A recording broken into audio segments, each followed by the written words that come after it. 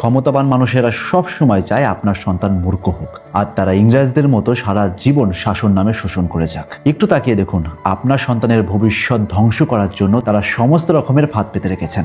আপনার সন্তান যাতে কোনো রকমভাবে মেধাকে যাচাই বাছাই না করতে পারে, তার জন্য স্কুল থেকে সবার প্রথমে পাশ ফেল তুলে দেওয়া হলো।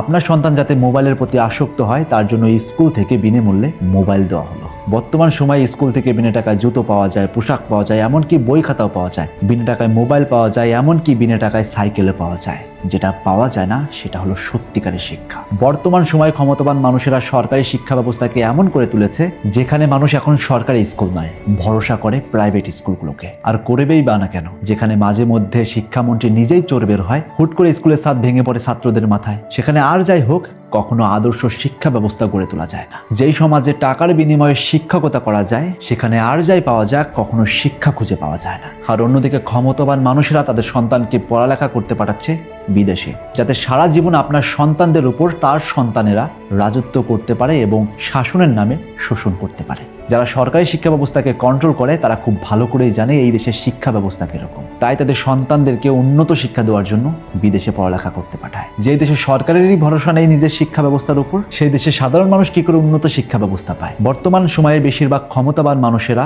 ক্ষমতার অপব্যবহার করছে। ভারতে 1986 সালে শিশু শ্রম আইন বা দ্য চাইল্ড লেবার অ্যাক্ট পাশ হওয়া সত্ত্বেও এখনও কেন চায়ের দোকানে শিশুদের কাজ করতে দেখা যায়? একটু মন দিয়ে ভাবুন, বর্তমান সময়ে শিক্ষা ব্যবস্থা ক্ষমতাবান মানুষেরা কতটা জঘন্য করে তুলেছে। তবে একটা কথা বলে রাখি, অধর্মের বিচার বেশি দিন চলে না। একটা সময় ছিল যখন অত্যাচারী ব্রাহ্মণেরা সাধারণ মানুষের উপর প্রচণ্ড অত্যাচার করত, কিন্তু তাদের অস্তিত্ব আজ বিলুপ্ত পথে। আর আমাদের পবিত্র গ্রন্থ শ্রীমদ্ ভগবদ গীতা বলে, যদা যদা হি ধর্মস্যা গ্লানির ভবতি ভারতা অভ্যুত্থানম ধর্মস্য তদাত্যানম সৃজাম্যহম পরিত্রাণায় সাধুনাং বিনাশায় চ দুষ্কৃতম ধর্ম সংস্থাপনাথায় সম্ভবামি যুগে যুগে। অর্থাৎ পৃথিবীতে যখন অধর্ম, অন্যায়, অবিচার বেড়ে যায়, তখন ভগবান স্বয়ং পৃথিবীতে নেমে আসেন এবং অধর্মকে বিনাশ করেন এবং ধর্মকে স্থাপন করেন।